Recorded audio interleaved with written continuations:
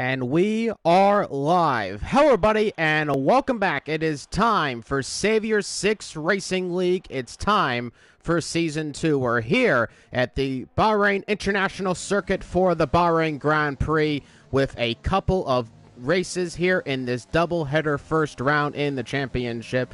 And I am joined by Cobra Chief, of course, head of Savior 6 Racing Community. Great to have you here in the co-commentators booth. Hopefully you'll be able to help me out with some of the drivers here and what I should expect as we go throughout the season. Yeah, sounds good. Thanks for having me. Yeah, Season 2, we had an interesting first season, a lot of battles, a lot of intensity. Grant clearly coming away with the championship. Not many people could have competed with him, but yeah, definitely looking forward to what we have round 1, round 2 with this doubleheader. It's going to be a good time. And meanwhile, Granny Boy was actually on a lap for the time being, but he immediately invalidated, mounting the curb out of turn number 3. So he's going to slow up a little bit and let some drivers by who are currently on some hot laps at the moment. One of the furthest drivers ahead is Mooks, who is about to come into the end of the second sector and does so with a 105. And, another invalidation right there, running off on the... Running on the curb a little bit too much there. A little bit of unnecessary invalidation right there, but Mooks nonetheless will not be setting a time on this current lap. Quite a few drivers out on track at the moment as they are looking to plant in some first couple laps. Mad Nathan has started his first lap of the session, and we will see who is going to come across the line first. I believe it was one of the Ferraris who was looking quite far up the rotor, and there it is. It's Josh Blaze, 44, coming in the SF1000, coming around the final stretch. Actually, Cobalt will set the first time of the session. It's a 125.421 to start us off. Josh Plays will come in P2, a very almost clear 2 seconds back from that time. So already a little bit of a pace deficit starting to come in. Serial Killer coming in for 125.723, just behind Cobalt by about 0.3 of a second. And the times are just starting to fly in right there. A bit of a pace deficit from some of the other drivers. We're here in a short qualifying session. It's 18 minutes. Drivers allowed to set as many times as they want to try to get themselves on pole position for the first race here, which is a 50% race at the Bahrain International Circuit.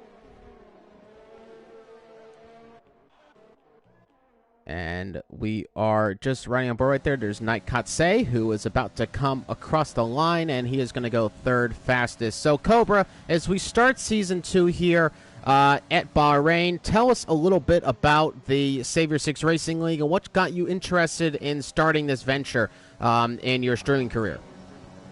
Sure. So Savior 6 Racing League is actually part of a larger community known as the Savior 6 Gaming Community. The Savior 6 Gaming Community was originally founded by myself and my brother back during the Call of Duty Ghosts time period. If anybody remembers, Call of Duty Ghosts featured clan wars, and so my brother and I, with some friends, started up Savior 6. Well, since then, it kind of floundered a little bit, but we've eventually kind of began to form a community.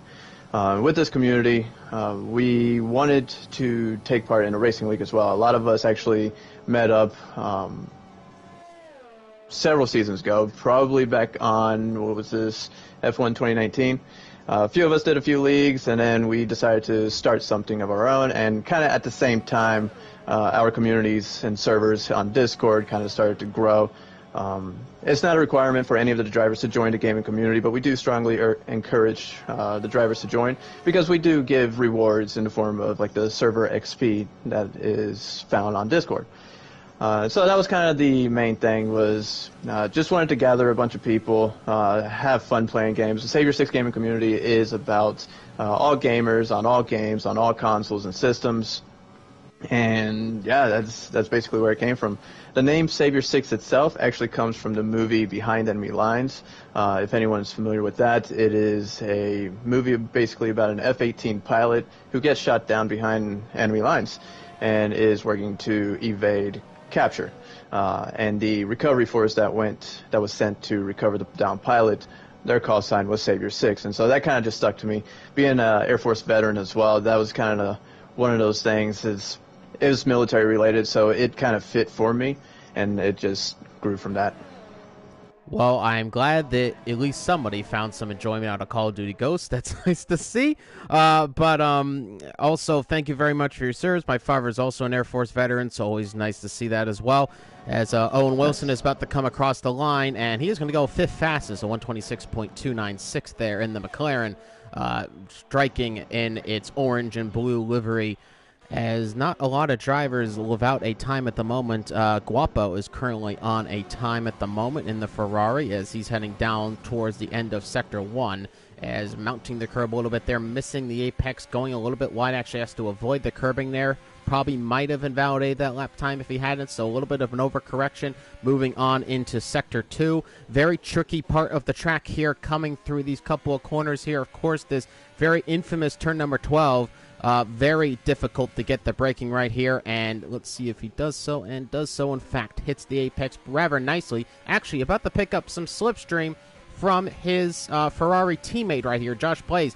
Beautifully in the DRS zone, giving a little bit of slipstream to his teammate, just getting out of the way at the right time, make sure not to give him too much dirty air as he comes through these next couple of chicanes here, and almost lost the car there and is going to abort the lap. Very tricky around those curbs. The car can really unsettle, and he found out rather quickly there, as he did save the car, thankfully, so he is good to go. Only 3 drivers at the moment without times, and I think Guapo is currently going to still be without a time, as, yes, he's going to enter the pit lane and try for it again at another point. About 8 minutes and 40 seconds left to go in the session. Vapor Cobalt currently provisionally on pole position with Serial Killer in second, Night Katse in third, Knowing Light in fourth, and Owen Wilson currently is rounding off the top 5. Jonathan Cox, who I've commentated on quite a few times over the years, sitting in sixth position. 1819 Dogs, who of course will join me throughout some of the other races here in the commentators booth, sitting there in 7th, and Mad Nathan in 8th position. Ricky Starr, another familiar face right there, sitting in 9th. Mooks is in the top 10 at the moment, and the rest are trying to get into that top 10. Bahrain is a track full of overtakes, though, but it can also become a bit of a DRS train, so your qualifying position can become rather important if it does in fact come to that. So we'll see where the drivers end up at the end of it all. But nonetheless, Vapor Cobalt currently is your leader at the top of the timing sheets. Granny Boy actually, without a time at the moment though, currently on a lap as he's heading down the second DRS straight, the alternative start-finish straight here at the Bahrain International Circuit. Of course, host to many a Formula One Grand Prix, many exciting Grand Prix, and Granny Boy currently on a exciting lap. We'll see how he gets underway. We are riding on board with one of the other drivers there who had a 105 out of the sector. Well, this is a 104 out of the sector, so Granny Boy looking a bit more competitive on this particular lap. As he comes around the final turn, back on the power, DRS line coming right there. The rear flap opens, increasing the top end speed, and Granny Boy, a very respectable P5 there with 7 minutes to go in the session. He puts himself into the top 5 here in qualifying. Owen Wilson, who was on an outlap, as Cobalt extends his advantage 125.261 as he gives his teammate Ropey a little bit of a slipstream there. And I was watching there, the Racing Points took a very peculiar alternative line there in turn number 1 right there. Not really respecting the track limits right there, but probably trying to get around for another lap nonetheless. We'll see how that plays out for them, but a little peculiar there.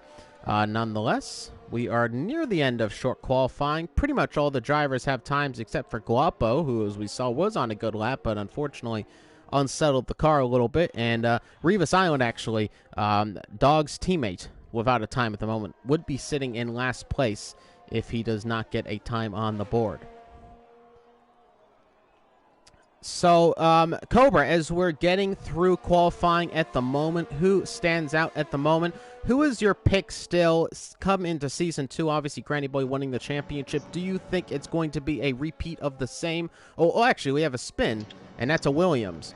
And that is Hayden, who has spun the car around and is trying to find a safe way to get back the car into the correct position there. And there he goes, spinning that Williams around. So a little unfortunate for him, as he'll get probably back into the pit lane. And Roby, meanwhile, has gone into P1 A Renault 1-2 at the moment with a 125.251, just a hundredth of a second faster than his teammate. So back to you, Cobra. Sorry. Who is the favorite right now coming into the season? Obviously, Granny Boy sitting there in P6. So last season, Granny had came away with 17 wins. Extremely unprecedented. Definitely not expected. It just goes to show his true pace and his ability to compete at a very high level. To see him currently qualified P6 is kind of a shock, but he is on the medium tires compared to the top 5 all on softs. Last season here at Bahrain, Knowing Light had came away with the pole, and then eventually ended up finishing 5th, while Grant starting 2nd came 1st. So tonight, we do have a bunch of new drivers, Roby being one of them, so it's interesting to see how Roby is doing currently, sitting on P1. Jonathan Cox, another newer driver there in the top 10, and Matt Nathan in P3. So it's going to be an interesting race. I know Grant definitely has the pace to keep out front, but if I had to pick, I would definitely, my top 5 drivers to finish on the podium would probably more likely be Grant, Cobalt, and then a third one would definitely be one of the newer rookies. It would be either Roby, Matt Nathan, or Jonathan Cox. So let's wait and see, as there's only about 4 minutes left to go in the session. Knowing Light and Dogs, meanwhile, had excursions off track. Unfortunately, they have retired from this qualifying session, so they're not going to be improving, and they're not going to be able to see if they can get any higher up the grid. Dogs, currently out of the top 10, may move down at the moment. Jonathan Cox, a driver who I've commentated on over the course of a few years at a few different leagues. Jonathan, definitely a driver to watch out for. Very good qualifying pace. Sometimes does lose it a little bit during the race. Particularly sometimes tire choice tends to be a bit of a fault. But we'll see if he can rectify his ways. I haven't commentated on him in quite a while. Maybe it's changed quite a bit. We'll see how competitive the Haas driver is. He is sitting in the top 10 at the moment, though, as we're just about to get into the final 3 minutes of qualifying. A few drivers are on outlaps at the moment and are just warming up those very soft Red Bull tires right there, giving them the maximum amount of grip possible. Bahrain is not a track that is too easy on the tires, so drivers have to be a little bit more careful on their outlaps when warming these tires up in order not to ruin them before their fast laps begin. And we just saw a driver go up, and that is Guapo. What a way to get into the top 5 there just at the end. He goes into the top 5 ahead of Knowing Light. So a very nice time from the Ferrari driver, finally putting in a time, and it is a time worth mentioning. Top 5 at the moment for the Ferrari driver. We'll see if he stays there. 125.774, a pretty competitive time, though very far off of Roby's time. Roby about 0.6 of a second faster. Very impressive time from the Renault driver. It's a Renault 1-2 at the moment, and it may stay that way. Cobalt is back out on track and is on an outlap, and we'll see if he can improve come the next time around. As they're trying to wait and see here, it looks like Kotze is about to come across the line. Let's see what the time's going to be, and it's going to be slower. So unfortunately, 0.12 of a second slower will not improve. And here comes Ricky Starr across the line, and he is going to be starting one more lap here in qualifying, and we'll see how he gets underway. Granny Boy is not out of the pit lane, and it looks like he may just be coming out right now. I don't know if he has enough time, though. Brogan Morris, meanwhile, comes around the final turn right here, and he is going to be finishing off his final lap of qualifying. It's looking pretty good. Actually, no. Going to go into the pit lane. Actually was looking good, but then I looked at the delta time, and it wasn't there. So he is going to go back into the pit lane and stay at P12 at the moment. Granny Boy only has 1:10 left to go to get around the track. I don't think he has enough time to make it around again.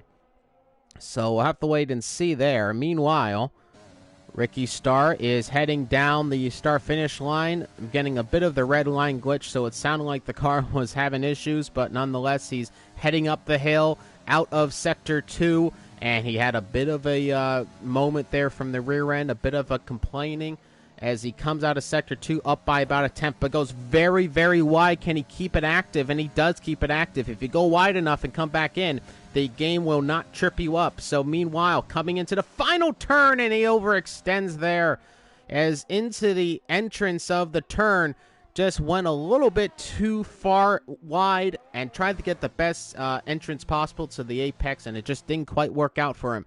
Meanwhile, Hayden is slowing up on track, and I think that's it for him in qualifying. Cobalt, meanwhile, is not on a lap. He has invalidated his lap as well. So right now, it's all up to grabs at the moment. Katse has gone up to 4th on the grid. Serial Killer at the moment is on a lap, and we'll see if he can improve up into pole position. It looks like he does have a driver ahead of him. That is Revis Island, who is going to want to probably get out of the way eventually, as he's going to give a little bit of dirty air if he's not too careful. A little bit of an improvement in the first sector, but not by a lot. We'll see whether or not Serial Killer lost a lot of time in a certain sector. Revis is still there, and Serial Killer might starting to be picking up some of that dirty air, which is going to destabilize the car, not give him the optimal handling. Revis Island's still there, and now this actually helps Serial Killer. I don't know if Revis is on a lap. I think he might be, which is why he really can't get out of the way. But Serial Killer does get a little bit of slipstream because of this, but he is starting to catch up to Revis. So probably a little bit of frustration in the Alfa Romeo right there, as he just, looks like he may be getting held up, and we may see a little bit of complaining from the pit wall. Serial Killer might even have to make an overtake on Revis, as he's looking to possibly go on the inside of the racing point, and you do not want to be racing and qualifying, and it's getting a little touchy with the racing point. He's got more slipstream, though. This could actually help the Alfa Romeo. No, it's not. He's going to be slower, and Revis Island finishes in 17th position. But I gotta be honest, Cobra, it looks like that wasn't necessarily the most ideal situation there. Revis not quite on the same pace as Serial Killer, and I have a feeling we may hear about that later on. Jonathan Cox, meanwhile, what a time! 125.1 up into P1, and as I said before, you cannot sleep on the Cox in the Haas, because he is a rapid driver in qualifying, and he snatches pole for all of a second before Roby with a 25 flat. What a time from the Renault driver. And oh my goodness, Granny Boy at the end, 124.9. It comes right down to the wire, but Granny Boy snatches pole for the first race of the season. That was exciting. I was a little worried for Granny there. It looked... Glad to see. Yeah. Go ahead. Well, no. Good to see him, though. But Granny Boy there does capture pole by about a tenth of a second. Roby was looking very good at the end there. Jonathan Cox going up the P3 with Cobalt in 4th. Mad Nathan in 5th position. Night Katse in 6th. 7th for Serial Killer. Aguape in 8th. 9th for Knowing Light. And into the top 10 is Josh Blaze, 44. Owen Wilson in 11th. 12th for Ricky Starr. Ecos Hayden in 13th. 14th for Mooks. Brogan Morris in 15th, 16th for At 19 Dogs, 17th for Revis Island, and 18th for Chris there in the Alfa Romeo. A full 3.7 seconds off of pole position, so definitely some struggles there in qualifying. But going back to that little moment with Serial Killer behind Revis Island, I have a feeling we might hear a little bit of complaining down in the steward's office later on, because I'm going to have to say I'm probably sure that Serial Killer thinks he was getting held up quite a bit there. Yeah, for sure. Revis definitely was not on the same level, same pace as Serial and many of the drivers ahead. Granted, he was on the mediums, but it was definitely not common for Revis to be that slow, so I wonder what kind of issues he was experiencing on track. Nonetheless, it was getting a little spicy there down in Bahrain. But the floodlights are back on. It's time for the Bahrain Grand Prix. Again, my name is Noah Clark, or ISRLX on PlayStation, VSR Clark on YouTube. And thank you so much for joining all of us. And unfortunately, we're not able to just stream on the regular YouTube channel tonight, as there was a little bit of an issue with the live streaming on YouTube for the channel, but it should be rectified come next week. Meanwhile, we're still live here. I'm joined by Cobra in the commentator booth, hopefully able to help me a little bit out as we are about to get set for the race, as all the drivers are ready right there. The singular light will come on. No, I think we're going to have the 5 red lights, actually. I'm still waiting, and I'm not sure. It looked like the 1 red light did come on, and I think we are getting a formation. Are we getting a formation lap? What's going on? Yes. Should be formation lap. Okay, I didn't get the 1 red light, and it was kind of looking weird. Nonetheless, I was sitting on board with Branny, and I also did not see a red light. All right, so nonetheless, it's a formation lap, and we're going to go over the grid order one more time for the Bahrain Grand Prix, and Granny Boy starts off in style. In the Red Bull, on pole position here today, V. Roby in second position, Jonathan Cox capturing P3. Vapor Cobalt in 4th position with Mad Nathan in 5th. Night Katse in 6th. Serial Killer in 7th. Guape in 8th position with Knowing Light in 9th. And Josh Blaze in the other Ferrari in 10th position. That's your top 10. And they are all starting, I believe, on the soft compound tire. No, actually. Let's pull up the detail right there. And yes, all top 10 on the soft tire. Owen Wilson selects the medium compound tire in 11th. 12th for Ricky Starr on the mediums. Hayden in 13th. He will start on the mediums as well. Mooks going for the hard tire in 14th position. 15th for Brogan Morris in the mediums in 15th. 16th for Dogs in the hard tire. In Revis Island in 17th on the hard tire as well. And Chris has selected the medium tires in 18th. There's your predicted pit stop strategy. Soft, medium, or soft, hard for the soft tire runners, and it was looking a little bit of an alternate strategy depending on which other tire compound you started on. Of course, predicted pit stop strategies presented by Amazon Web Services, giving us our F1 insights. Not always very accurate necessarily in the game, as drivers do tend to extend it quite a bit further than the game thinks we can, but nonetheless, there's going to be 29 laps here around the Bahrain International Circuit, and it's getting ready for those 5 red lights. A little bit of a shorter season here as we close down for one of the more final times on F1 2020. And I think for some of the gamers here, they're ready to move on because it's been a little bit of a whirlwind of a year on this game for sure. It's been an interesting couple of months nonetheless in the world of Formula 1.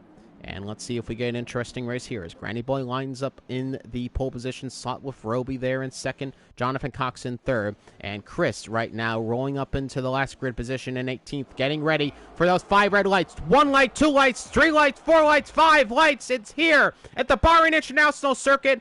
The lights are out. The cars aren't moving. But it is time, and no, we're still not getting anything moving. And here we go. The lights are out a long time ago, and away we go. And Granny Boy gets away well. And it looks like Roby, who's getting pressurized, coming into turn 1. He's got his teammate Cobalt on the inside. It's Granny Boy who leads away in the turn number 1 ahead of Roby. And looks like Jonathan Cox up in the 3rd position. Matt Nathan in 4th position with Cobalt sitting there in 5th. A bad start for the Renault driver. Night Katse might be looking to pressurize him coming into the turn. He goes on the inside and is just got his nose in there, but it looks like Cobalt's going to have the traction advantage coming out of turn right there. So it's been a good start for Granny Boy, but actually looks to be Roby who's actually gone ahead of Granny Boy. Coming into the turn there is Mad Nathan going on the inside of Jonathan Cox. Looking to get up in the 3rd position, doesn't quite work out for him. So it's Roby leading away from Granny Boy, from Jonathan Cox, from Mad Nathan. Cobalt into the top 5 right there, but is going to be under some pressure from Katse. Cobalt having a bit of problem as he almost lost the rear end right there, and now starting to get into that single file line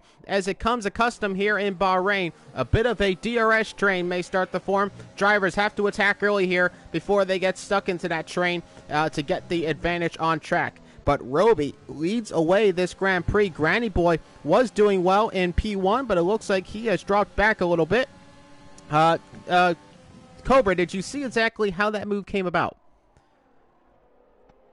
I did not, honestly. I was looking in the back. There was a little bit of competition going on between Brogan Morris and Ekos Hayden for P13. There was a little rubbing there, so I did not see what happened at P1, P2.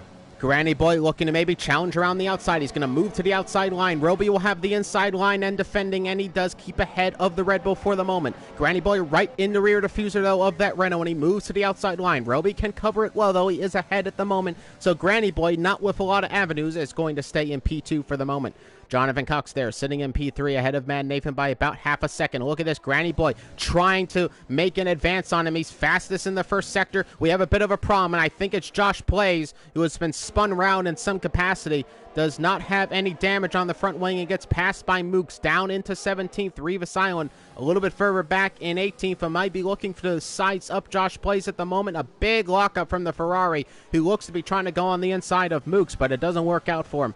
Granny Boy, meanwhile, still in P2 with Roby in first position. Jonathan Cox trying to find a way to get up into the top 2 battle right here, but he's got Mad Nathan behind him, who will be looking to pressurize the driver as well. Cobalt right there as well, though, in P5. Very close to the rear diffuser of that Mercedes, looking to find a way past. Serial Killer is a little bit further back by 1.4 seconds, so he's losing out on the DRS train right now. He has to keep up with the drivers ahead of him. As we're about to move on to lap number 3, that is when the drag reduction system is going to come on. So that allows the drivers, if at least they're within 1 second ahead of the car ahead, they are able to open the DRS flap open from the rear. That increases the top end speed by about 14 kilometers an hour as Granny Boy looks to move to the outside line. Roby covers it off, though, does not give an avenue for an overtake, and it is getting a little spicy there at the top end. Cobalt, though, meanwhile, looks to have some good traction, and there is the DRS flap opening. Cobalt looking to have an advantage. Granny Boy was very close to the back, but not able to make a move, and there goes Cobalt on the inside of Mad Nathan and moves up in the P4, a textbook move from the Renault driver as he moves up in the 4th position, and now will try to get up in with Jonathan Cox in P3, who has been sitting a little more dazedly, has not really had to battle too many drivers. He's kind of in a world of his own even. Of course, he is still within a second or so. Look at Granny Boy almost having an inside move on Roby. Roby having a bit of trouble coming out of turn number 12. So 3 laps have expired just about, and Granny Boy still sitting in P2. Cobra, what's your reaction as we get through the little first parts of this race? Not surprised, to be honest, to see Granny Boy battling for P1. Pleasantly surprised to see some rookies up there in the top 5. It's 3 of the 5 positions owned by some of the rookies. We did have a couple pit stops by Owen Wilson, knowing light, probably suffering some wing damage. I'm riding on board with Josh Plays right now, and he seems to be cutting through the field right now after dropping down to P17, P18. So the action is definitely unfolding quickly. Definitely excited to see what happens more with the top 5 here. As Guape was looking to make a move on Mad Nathan, who's lost a couple of positions in a couple of corners. A move on the inside by the Ferrari, who has the outside line. Will try to hang it around the outside. Rather difficult at that corner of the track, but he still keeps the move. Now on the inside line, Mad Nathan is under pressure from the Ferrari. They're side-by-side coming into the turn, still side-by-side. Who has the better traction? It looks to be maybe the Ferrari of Guapo. No, Mad Nathan gets ahead, and Mad Nathan now needs to keep focus as he was off track a little bit there, battling with Serial Killer, and now has lost some positions, and now Guapo is not letting him off the hook. He is looking to get into 7th position and score some more points for the Scuderia team today, as now Mad Nathan trying to put his sights back on Knight Katse, who he was passed by because he was off track. Knight Katse sitting there in 6th position, 1.4 seconds back. Serial Killer, 2.3 seconds back from Vapor Cobalt. Really does not have the pace in the first stages of this race at the moment. The soft tires maybe not working out for him so well. Meanwhile, Granny Boy still back by about 0.4 of a second, now 0.3 of a second, getting close, looking maybe for a move soon. It is rather difficult. Again, we start to get into this DRS range, but he's very, very close on this particular attempt. He's going to have the DRS. He's behind Roby, looking to make a move. He may even make it before turn number 1. Roby moves him to the outside lane, but just too much straight line advantage, and Granny Boy will move up into P1. Roby could really do nothing about it. He just didn't have the gap advantage there to stay ahead with that DRS, but Roby will have a counter-offensive. He's back with the DRS behind Granny Boy, but Granny Boy stays ahead for the moment, got some good traction coming out of turn number 2, and was able to stay ahead through turn 3 of Roby. And we have a yellow flag, and it looks to be Hayden, who has had a problem, and he is off track. Does he have damage on the car? He doesn't look like he does, but he may lose some positions more, as Mooks may be looking to get ahead. And Hayden really struggling. The tires are lit up right now there on the Williams car. Probably a little bit overheated as well. He's got to be careful not to push the car too hard after a spin. You can really cause more problems than you already have. And Hayden there is sitting in 14th, struggling there in the Williams car, much like how Williams struggled today in the real-world Portuguese Grand Prix. As meanwhile, moving up to the top of the grid order again, Granny Boy is sitting there in P1. And Cobra, as Granny Boy moves into the lead now of this race, what does he have to do to keep control of this race as we move through 25 more laps of it? One main strength that Granny Boy does have is that he is very consistent. I do foresee him being able to pull away pretty quickly, as we can see the 7/10 of a second gap that he's extending on V. Roby. But yeah, Granny Boy, all he has to do is continue to remain consistent. Definitely not double boxed with his teammate Brogan Morris, who is subbing in currently. But yeah, as long as Granny Boy can avoid any minor mental issues, Granny Boy will definitely pull away and come away with the win for this race. During the playoff event where we saw a few drivers promote into the League Series, V. Roby and Jonathan Cox did have a very good, very strong battles. So I'm definitely interested to see how V. Roby and Jonathan Cox will battle it out for P2. It might come down to one driver surviving while the other one does not, and it probably may, if this scenario comes to fruition, it'll definitely be at the end of the race where the two drivers are battling for a podium spot or a high points finish. Good insight there from Cobra. Thank you very much as Granny Boy continues to lead this Bahrain Grand Prix. Currently on lap number 6. Those tires 5 laps old, though a little bit more, of course, as the game doesn't quite take into account when they are on qualifying laps. So give a few extra laps on there at the moment, and those soft tires may start to come near the end of their lifespan, and we may start to see those pit stops roll in here at Bahrain. Who is the person who is going to strike first, though, in the pit stops? Will it be Granny Boy, or will Roby try to go for an overcut on Granny Boy? We'll have to wait and see who is the driver that decides it. Granny Boy, meanwhile, still in P1 at a little bit of a moment there. Roby got very close to the rear end of Granny Boy, but not really at any point looking to make a move, as it's getting a little bit more quiet as Guapo is the first driver to make a pit stop. And Josh Plays has picked up the first of the penalties here at Bahrain, a 3-second time penalty for multiple warnings. That means he extended the track limits a few too many times, and the game has awarded him with a 5-second penalty. 3-second penalty, and those will start to add up if you're not too careful, and they can really hinder your race. If you're on the hard tires, the pit window is open, and it's asking you to stop now. I'm not too sure why, because that's the hardest of the tire compounds. Probably doesn't make any sense. But nonetheless, I think it meant the soft tires. I'm not too sure. But there's those F1 insights for you. Not really working out too well. Nonetheless, Mad Nathan sitting there in P6. And, we have a problem. There's a yellow flag. And it looks to be Mooks who has had an issue. He was there with, looked to be Chris, if I'm not mistaken. But something has happened, and a pass by Rivas Island on his teammate, as his teammate on the hard tires looking to maybe struggle a little bit. Maybe those hard tires are starting to wear out a little bit faster than I thought they would. And here we go, pit stops at the top of the standings there. Granny Boy in the pits, Roby behind him. So who is going to get the advantage here? It probably will be the Red Bull, as making that pit stop. Who gets out ahead of who? And is it Granny Boy out ahead? And no, yes, it is. Okay, so there was a little bit of a lag there on my end, but Roby comes back right behind Granny Boy. So here we go. New tires come on. Jonathan Cox is going to lead this race. So the big question is, does Jonathan Cox keep the lead of this race? I'm sure he's going to make a pit stop come next lap. Probably so will Cobalt. They're trying to go for the overcut strategy here, staying out meanwhile, and seeing if they can jump the drivers there. But I have a feeling that the pit lanes here are quite long. I don't suspect this strategy is going to work out too well.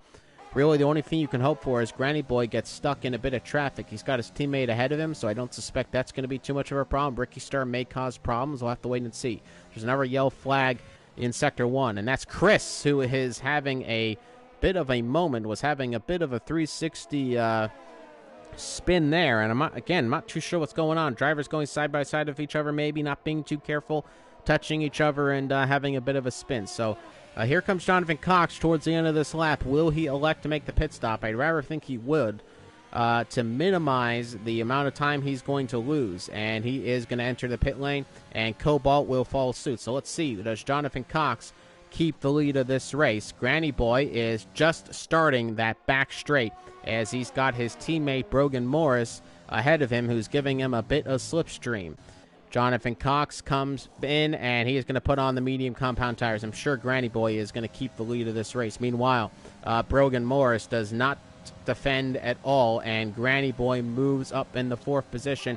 Jonathan Cox and Cobalt come out of the pit lane, and they're going to both come behind V. Roby, and it looks like Jonathan Cox just missed it on V. Roby. Revis Island there sitting in 6th position now, having not yet made a pit stop, though on some older hard tires. So we'll see if he can get into the fray at all, but I have to imagine on those new mediums that these drivers will start to pull away a little bit. Brogan Morris has not yet made a pit stop, meanwhile, so he still has to stop. That is why he is so far up the grid at the moment. Hayden, meanwhile, has made a move on 19 Dogs, and we'll see if Dogs can make a counteroffensive. Again, maybe not. Maybe he would. Obviously, those medium tires are going to be a little bit older for Hayden in terms of actual wear feeling than Dogs on his hard tires. They've got Mad Nathan behind, though, on some fresh soft tires. So we'll see how that works out for him. A little interesting to stop for the soft tires. But we'll see if it works out for him. But he is going to have to stop again for sure. Those tires are not going to make it till the end of this race. And it looks like Cobalt is quite close to the back of Revis Island. And he may...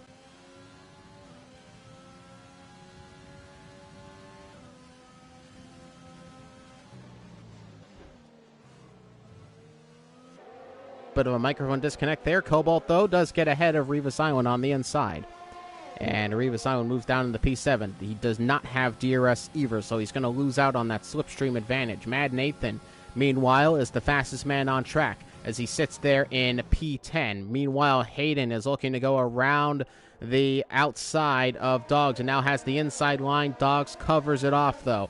So Hayden sitting in 9th position, looking to try to get ahead of Dogs. Meanwhile, Mad Nathan's going to enjoy that because that means he has an ability to get close to the driver in 9th position. And Brogan Morris, meanwhile, I believe had been passed by Jonathan Cox. Brogan Morris, obviously on those old mediums, not much he can do there. Bit of a sitting duck on the pace-wise, and he actually lost the car almost there. As Jonathan Cox moves up in the 4th position, and now everybody except Ricky Starr in the top 4 right there have made a pit stop, and I have a feeling Ricky Starr is about to get eaten alive by Granny Boy as we have moved on to lap 10 in this race.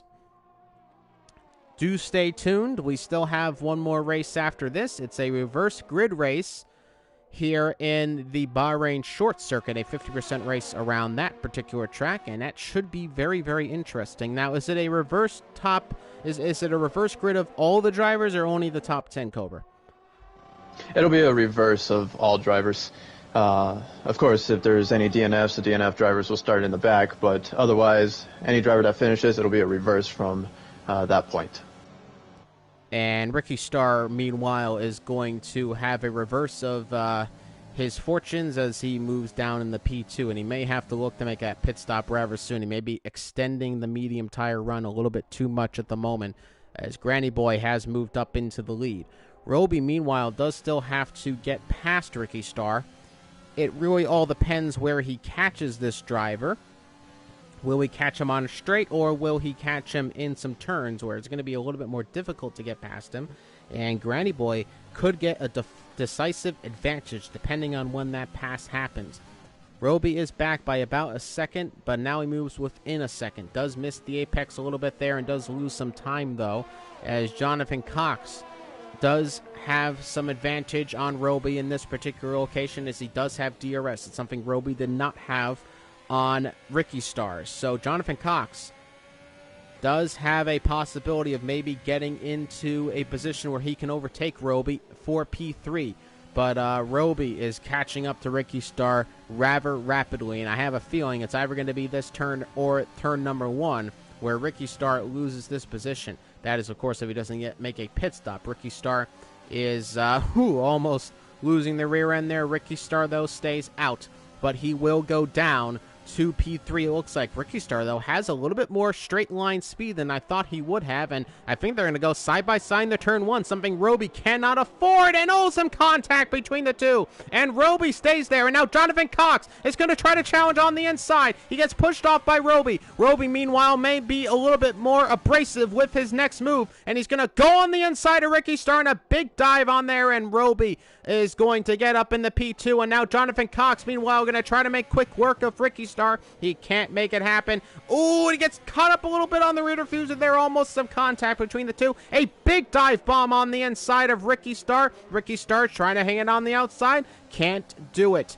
And you saw there Ricky Starr being a little bit more defensive with Roby than I think he should have. Cobra, what's your opinion on that? Do you think drivers on such old tires should really still be battling for those positions, or maybe let the other driver ahead? I mean, more power to them for being able to battle. As long as they keep it clean, that's all we can really ask for. Now, of course, if there is starting to be some form of contact and true inhibition of, allowing the trailing driver to pass, then yeah, the leading driver should definitely move out of the way. But I think Ricky Starr was okay there. It was definitely aggressive defending, but for the most part, Ricky Starr did race well, race clean on that case. Roby did eventually make the pass, and it was a very good move on Roby's part there. Both drivers did keep it clean, so can't really ask for more there. Ricky Starr into the pits. Cobalt was about to overtake him, and he does so now through the pit lanes. And he comes in at lap 13 just as the hard tires are expected to come off those cars at the moment. So it is a pit stop, and look at this. Jonathan Cox has a bit of an off.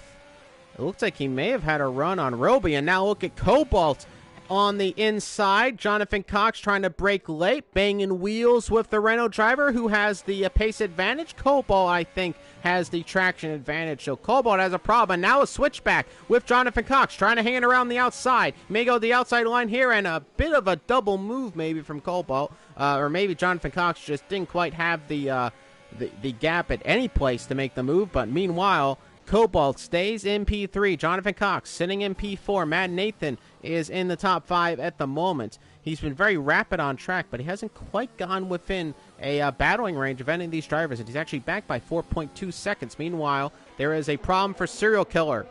He's had an off. He may have gone too deep out of turn 12, and at 19 dogs may be looking to get within touching distance. That is, of course, if he wasn't on 12-lap old hards, because he's not going to be able to keep up with some new medium tires. But Serial Killer, if he's not too careful, could be running out of room on the road and could be finding himself in a wall.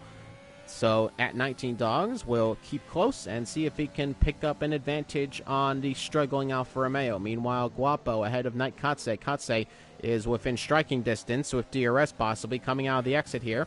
And look at this. Cobalt has been passed by Jonathan Cox. Jonathan Cox up into P3. Cobalt will try to switch to the outside lane. Now he's got DRS again on Jonathan Cox. He's going to probably look for a counteroffensive. He's going to go to the inside line. Jonathan Cox moves to the outside. Side by side through the turn here. Similar of Lewis Hamilton and Max Verstappen. And Jonathan Cox still there on the inside. Vapor Cobalt now has the inside line and gets the move on Jonathan Cox. Jonathan Cox moves down in the P4 again, and Cobalt and Jonathan Cox have been going at it all race long. As we're on lap 14 of this race, through the halfway point, who's been the most impressive driver so far? Has it just been Granny Boy, who has the lead now with 5.3 seconds, 5.5 seconds now? He's absolutely running away with this. Cobra, who's most impressive so far to you?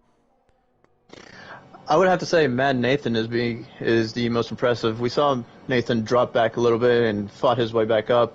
Matt Nathan sitting in P5, definitely in spitting distance of podium finish, but I definitely expected the top 4 to be these 4 drivers here: Granny Boy, V. Roby, Vapor Cobalt, Jonathan Cox. Fun fact, there's only been one other team to actually finish P1, P2 in the history of Savior 6.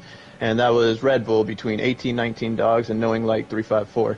So to see the 2 Renault sitting P2, P3, Definitely hoping for another 1-2 finish from another team.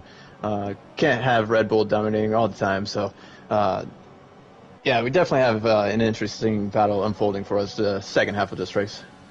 Meanwhile, Jonathan Cox is going to try to make that a little bit more difficult for the Renault outfit, as now Vapor Cobalt moves back onto the inside line and overtakes Jonathan Cox again. Jonathan Cox again has that inside line. He may have a little bit more of an advantage and still going side by side. Now Cobalt has the inside line moving out, and it looks like Jonathan Cox tries to move to the outside line. Cobalt covers it off, and Cobalt is back up in the P3. Jonathan Cox and Cobalt are just trading places lap after lap after lap. It is a onslaught of a battle right now between Haas and Renault, two constructor outfits which were very much a very enticing force in 2018.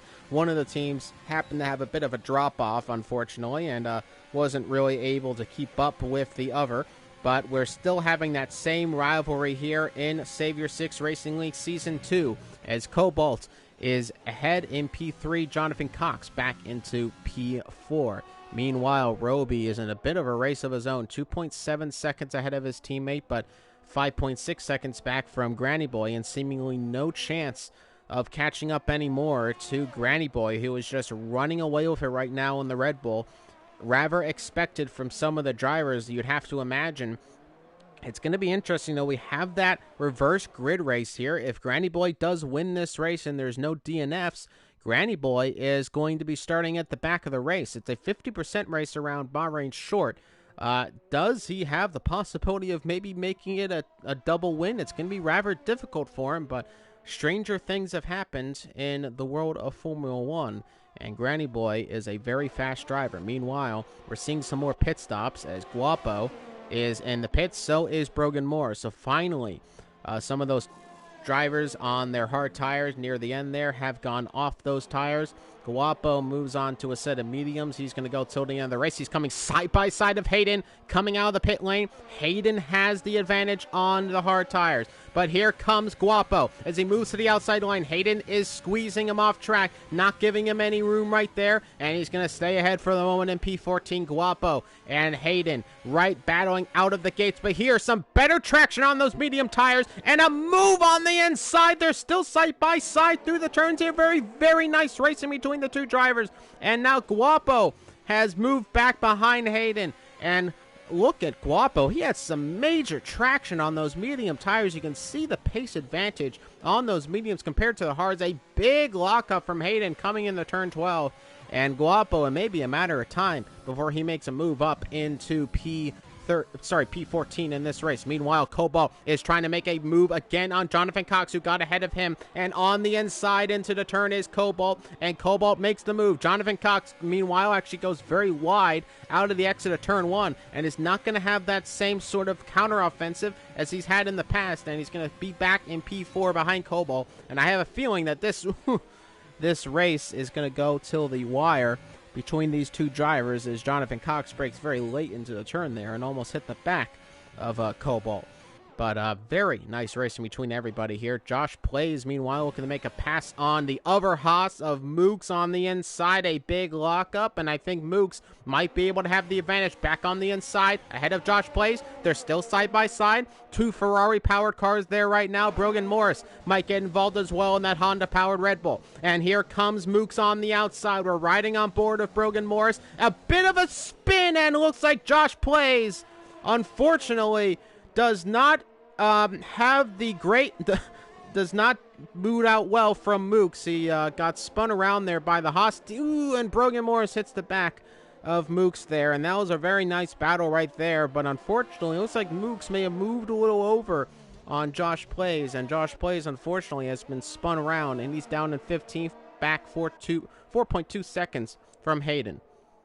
I'm going to give myself a little bit of time to breathe here, but the battles are just going up and down the order. Jonathan Cox again has more slipstream, and he is in P3 again on the inside of Vapor Cobalt, and this battle will not end. My breathing will not be happening at any point in this race because Cobalt and Jonathan Cox are having an absolute scrap. Vapor Cobalt going on the inside of Jonathan Cox, coming into the turn, still side by side of the Haas. On the inside, Cobalt has the I think he has the traction advantage. No, looks like the Haas does, but Cobalt covers it off. Now here comes Jonathan Cox again, trying to hang it around the outside. He hasn't been able to at any point in this race, and he still doesn't now. Jonathan Cox does have 3 seconds, though, in this race. So does Mad Nathan, who picks up his first penalty of the race. So rather unfortunate for Mad Nathan, who was dropped back to P10 after his pit stop off the soft compound tire. He will go till the end of the race and will probably be the fastest person on track on those new set of medium tires. Jonathan Cox, meanwhile, is moving to the inside line on the second DRS location.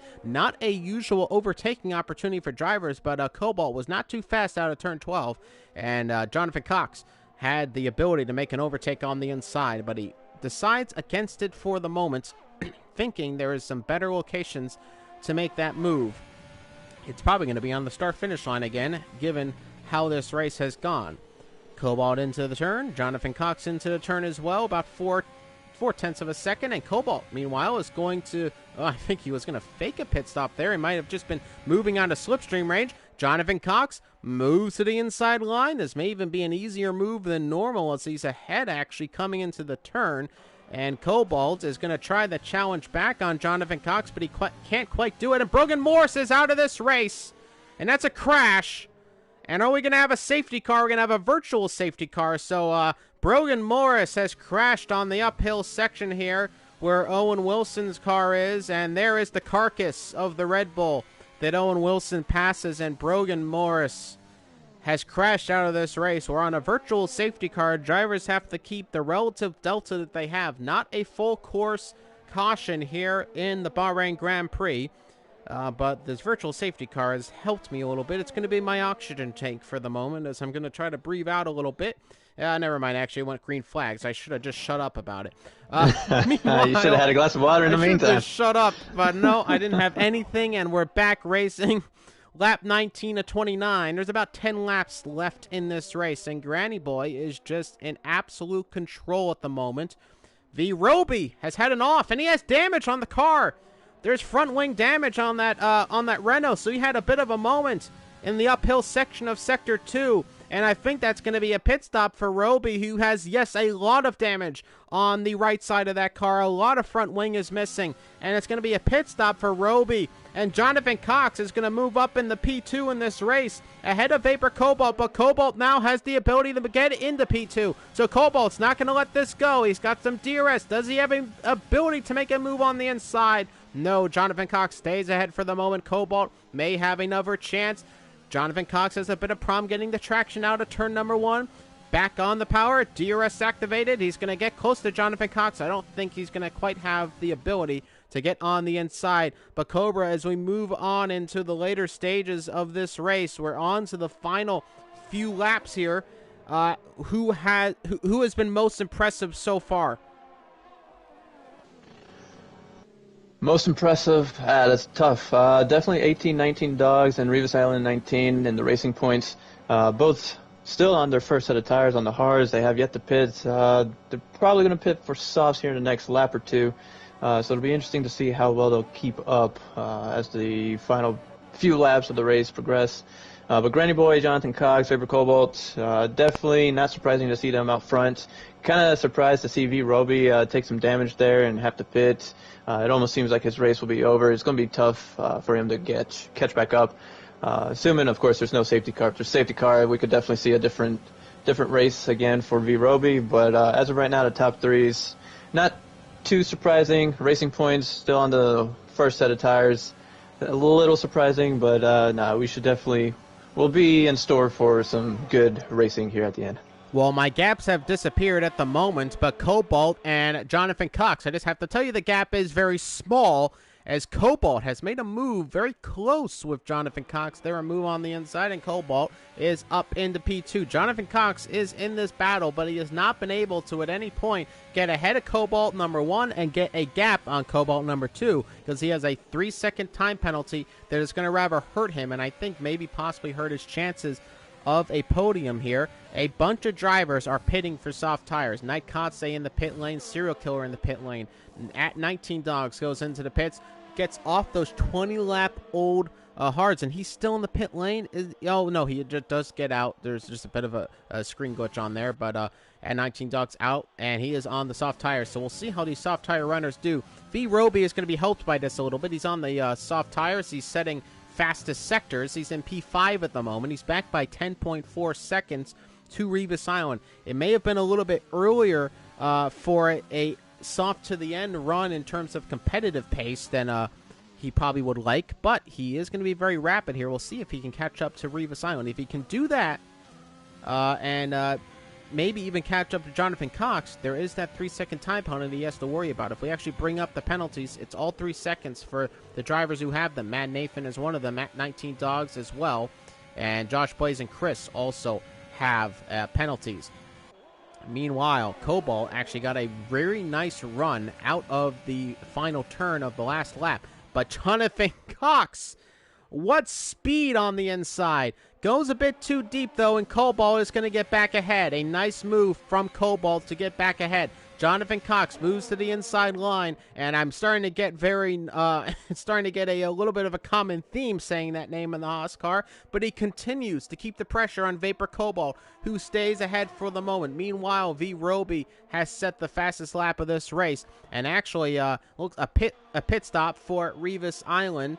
And V. Roby is in 4th position at the moment behind Jonathan Cox. 21 seconds, though, is that gap. I have a feeling Roby is not going to be able to get that much of an advantage on Jonathan Cox. We'll have to wait and see. Again, stranger things have happened. Ricky Starr is in a P5 on the hard tires that he is most likely going to go till the end on. The big question is he going to get eaten up by the soft tire runners who are going to be flying through the field? It's very interesting how this strategy is played out for everything. There is a yellow flag, and it's an Alfa Romeo, and it's Chris, who has had an off-track excursion. Does he have damage on the front wing? I can't quite tell. As coming into the pit lane is Granny Boy. I wasn't expecting this at the end here, but Granny Boy makes a pit stop. Cobalt is into the pits as well. I thought the mediums might be able to go to the end of the race. Apparently not. Granny Boy, or maybe are they reacting? Are they scared? Maybe they think those soft tire runners are going to catch up to them. But Jonathan Cox takes the lead of this race. I'm a little surprised by that. I have a feeling that the mediums could make it till the end here. The mediums could definitely very well make it to the end. Granny Boy's decision to pit for the softs could very well just be for the fastest lap award. Get that extra point, knowing that the rest of the season is going to be a tough battle with Jonathan Cox and V. Roby, so he's probably trying to get as many points as he possibly can, because Granny Boy can definitely set that fastest lap, even though V. Roby currently holds it at 1:27.579. That may be true, but given the fact that he's going to be, the reverse grid race is about to come up, he's going to be near the back of the grid. He has to make up 10.3 seconds now on Jonathan Cox. He may be able to do it, who knows, but given that he has the possibility where he's not going to be winning the second race due to that reverse grid, and it is going to be quite a short race given it is Bahrain short, 10 seconds is quite a lot to make up. I think that, you want to get that extra point, but you lose more points than you gain getting that extra point than possibly getting the victory here. So I hope that Granny Boy is confident enough that he can get up with Jonathan Cox and still capture that victory. He only has to get within 3 seconds, meanwhile, so he actually does have a bit of a buffer, and I'm sure he knows that. But he has to be careful not to pick up any of his own penalties. But it's just a little bit it's a little bit too close to call, I think. But if you're confident like Granny Boy is, who has just set a fastest third sector in this race, then I guess go ahead and try. We're on lap 24-29. There's not a lot of racing left, but there is enough where maybe he can get within that 3-second time window. To add to that, Granny Boy 2 times last season had started intentionally in the back in P19, P20. In the race in P19 was at Hungary. He ended up coming away with the victory. While at Belgium, where he started P20, he finishes off with a P3. So Granny Boy definitely has that ability to make it from the back. And so I'm honestly not surprised to see him pit for the softs. And now he's only just under 7 seconds gap from Jonathan Cox, gaining, what is that, about 4 or 5 seconds? What a contact! Mad Nathan and Ricky Starr have had a crash. And Ricky Starr, unfortunately, is not the benefactor in that battle they had, and he has moved down the 8th. So Matt Nathan making a move on Ricky Starr around the outside there on that downhill chicane coming out of the exit of Sector 1.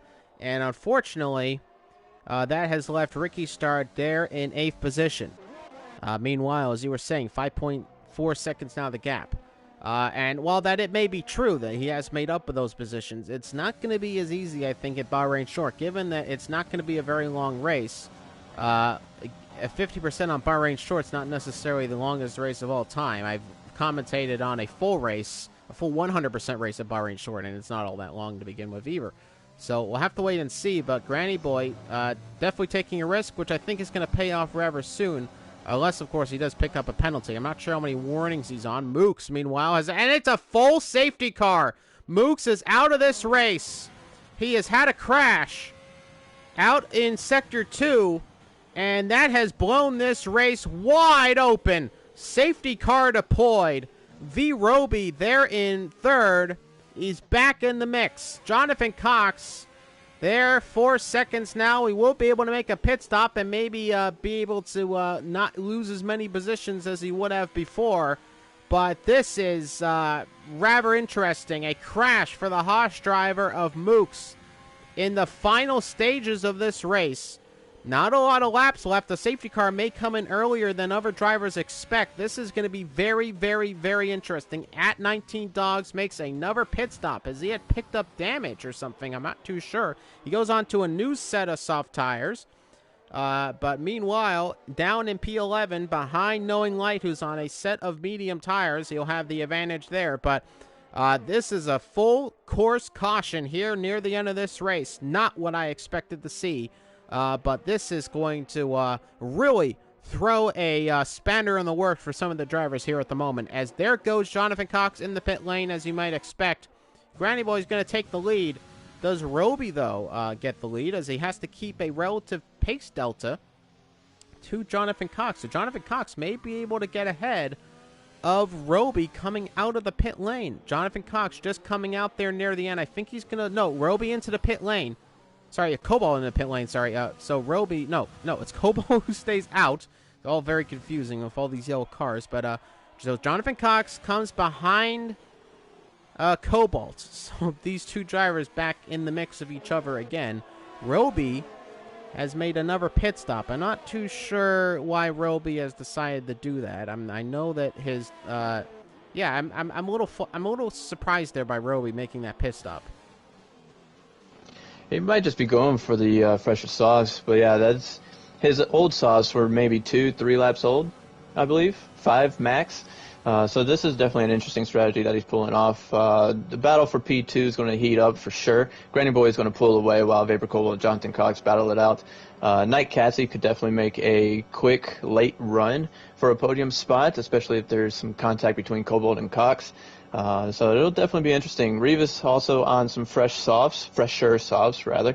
But yeah, it's going to be an interesting battle for this top 5 with the last 2-3 laps of this race. We'll have to wait and see. Granny Boy, you know, it's not a lot of racing left. Cobalt does not have a penalty. We'll see if he can keep up with Granny Boy, maybe even challenge for a victory of his own here in the first race of the season. Jonathan Cox there sitting in P3 on a new set of soft tires. He does have the advantage pace-wise in terms of tires, as he is on the newest set, but he does have a 3-second time penalty to deal with, so unfortunately, he's not going to have any help in that department, as he's actually creating a bit of a gap between himself and Cobalt. He has to be careful. Safety cars can come in rather late at times, but I think we're going to have at least another lap, as there is quite a few cars who are still having to catch up to the rest of the pack order, with Chris. Actually, Chris is in the mix, and he's actually behind Jonathan Cox, which I'm sure is not very, probably not making Kotze very happy, as he probably would like to battle with Jonathan Cox, but he has a Alfa Romeo who he can't pass in between them. Josh Plays is the last car to be catching up with the rest of the grid, so I believe they'll be able to catch up on this next lap. if not the second to last lap. It's going to be very close here. We may only have a lap or so of racing, and if that's the case, that's the best opportunity for Cobalt to win this. Probably the least he has to race Cobalt. Sorry, the least Cobalt has to race Granny Boy, the better. If he has as less laps as possible, maybe he could just sneak out a victory here if he's able to have a good battle with Granny Boy, get ahead of Granny Boy, not pick up any penalties. Cobalt could find himself possibly even winning this race. The longer the safety car's out, probably the better for Cobalt. So last season, the top three, the podium finishers were Granny Boy, Vapor Cobalt, and Walker. Of the top five here, we see Granny Boy, Vapor Cobalt in 1 and 2. Jonathan Cox being the rookie, new to the season. Knight Catsey had finished P7, and Rebus Island was sitting with a DNF in P16 last season. Ricky Starr had pulled away with the driver of the day, gaining 14 positions to finish P6, and he's currently sitting in P6 now. So definitely almost a mirror image of the race last season, so it's going to be interesting to see what Jonathan Cox can do to mix things up.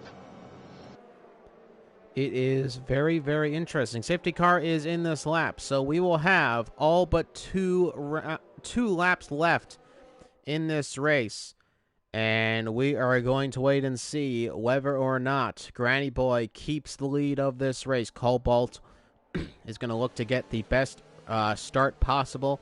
Of course, the Red Bull controls the pace, so he is allowed to start whenever he wants, but they're trying to warm up those soft tires as much as possible. They want to be careful not to warm them up too much. Granny Boy has to get started soon. They're around the final turn, and it's going to be close. Interesting here. Cobalt is right there alongside the Red Bull, and I think he is now getting underway, and we'll have to wait and see now. Cobalt in the slipstream of Granny Boy. Here we go, using as much ERS as possible. Can he make a move coming into turn number 1? They're both using that ERS. He's not able to, though, and now he stays there in P2. Jonathan Cox getting Ian alive there, sitting in P3. Actually, looks like that Alfa Romeo, and there's been a problem for Roby. Roby is down in 15th. It's been a horrible end to the race for him. He sits near bottom last in this race. Meanwhile, Granny Boy leads away with just one more lap to come after this one. Cobalt is trying to see if he can get ahead of him. He's not going to have DRS at any point during this safety car restart, so he just has to deal with his ERS. Let's bring up the telemetry right there so you can see just how much they have to play with. Granny Boy has about 80% on Cobalt's car, so Jonathan Cox as well. So they're going to use probably as much as they can, and Granny Boy has to be careful here. He has to probably use a little bit more as well. And there's another yellow flag. Somebody has had a problem, and now it's Knowing Light who sits down in 15th. Caden, meanwhile, has made a move on Serial Killer. Serial Killer off track, down in P10. Now losing P11, and there's a big contact. 3 wide almost, these drivers. Now they're making a lot of contact. Roby is, ooh, there's a big spin. 2 spins for those drivers. Roby up into the points. Now 19 dogs into the points as well. Carnage here at the end of this race. Meanwhile, Granny Boy leads away. Final lap in this race. The pit boards are coming out. Lap 29 it is for these drivers, as Cobalt cannot make an advantage on Granny Boy and will stay in P2. Meanwhile, Jonathan Cox may only have one more opportunity to get ahead on track with Cobalt, but he is going to lose the position, and I think we're seeing our podium places right here. And actually, Katse is going to be able to get that move on Jonathan Cox as well in this battle here. I think that Guapo is a little bit too far back, unfortunately, though, and may not be able to pick up that fourth place in this race. Sorry. But Katse looking at a podium position here, as look at this, there's more carnage. Roby moves down positions again, and he has a lot of damage on the Renault there. It's been a very, very scruffy end to this race between all the drivers. Guapo, meanwhile, has to deal with the Ferrari of Josh Blaze now, and Guapo, and oh, there's contact again. Owen Wilson and Josh Blaze. Meanwhile, Granny Boy is finishing off this race. He now leads by about a second on Cobalt. It's been an amazing restart for Granny Boy. He's about to come around the few couple of corners here. That safety car came out. What a dream it was for Granny Boy as he comes down the final straight here, using all the overtake he has left in the battery there, moving it down to almost near dead battery there, as Granny Boy comes around the final turn, and he is going to win the first round of the championship. It's the Bahrain Grand Prix that he takes victory at. Cobalt in P2, and Kotze is going to take third position in this race. Jonathan Cox will move down the P4 after the penalty. Guapo finishes in P5, and what a race here in Bahrain at the end there. And Chris is going to finish last in this one. And I'm not too sure who hasn't finished the race just yet, but nonetheless, lap 29 of 29. And it is Granny Boy who takes the victory here at Bahrain. What a race. And Cobra, your reactions there as I can finally breathe a little bit here. And unfortunately, I don't think Cobra's here at the moment, so I will continue on commentating. I can't breathe. Wait. Sorry about that. Sorry about that. I hear you. I'm back. I'm sorry, I had missed a question. Your reactions to the race, sorry. Reactions. Again, not surprised that Granny takes away the victory. Granny with Vapor with a nice P2. And who was that? Ricky taking away P3. Unfortunate Knight. Unfortunate for Jonathan's 3-second time penalty. It would have been nice to see a rookie finish up on the podium for the first race of Season 2. Tough luck, though. But no, that was a good race. Interesting collisions happened with that Williams on that last lap, 2 laps to go. So interested to see what what happened there. I know we're going to have some disputes. I know there's going to be some conversations. But yeah, it's told you, exciting race right there at the end. A very, very exciting race, and we're gonna go through there. I'm just gonna keep up the. I couldn't go through the entire grid order there, but I will go through all the timing sheets so we can actually do the results at the end of this. Nonetheless, Granny Boy is your winner, and the only driver, unfortunately, who will not be benefiting. The only two drivers who will not be benefiting from this reverse grid race are Mooks and Morris, who unfortunately DNF'd, so they're going to start at the back. And it is going to be rather difficult for them, I think, to get some points here today in the next round. So we move on, and we're now going to have that reverse grid race here in this race. And we'll have to wait and see how it's going to end up. Again, we're going to the Bahrain short track, so a much shorter track here, and we're going to have a 50% race around this one. Reverse grid results from the last race. So carnage will ensue, I have to imagine.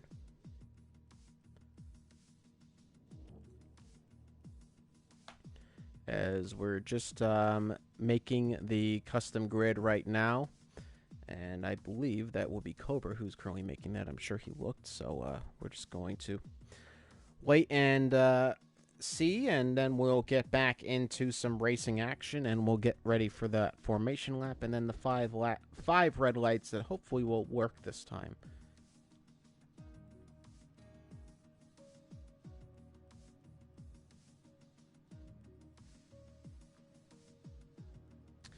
And we are just going to wait for a moment. I'm just going to have a little bit of a breather. Thank you so much for joining us live at the moment. This is the Bahrain Grand Prix. We're about to move over into the Bahrain short race. The custom grid is being formed at the moment by Cobra.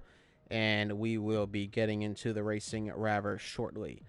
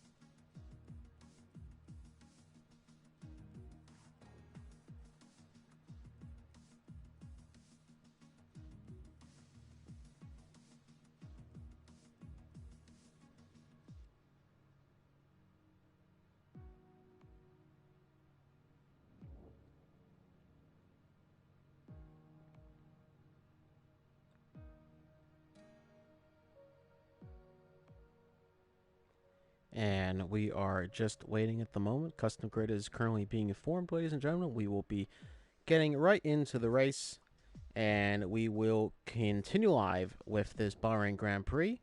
And I will get back on the comms for you in just a moment as we get ready for the start.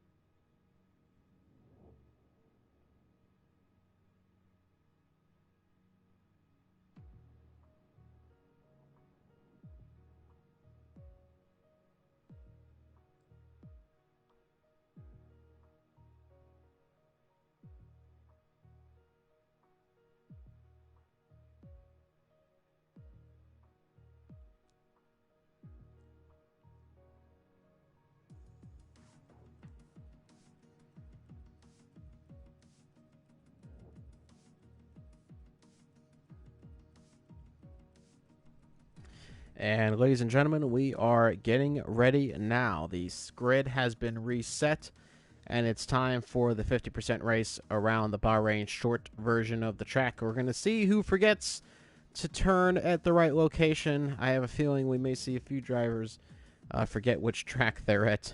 But nonetheless, Cobra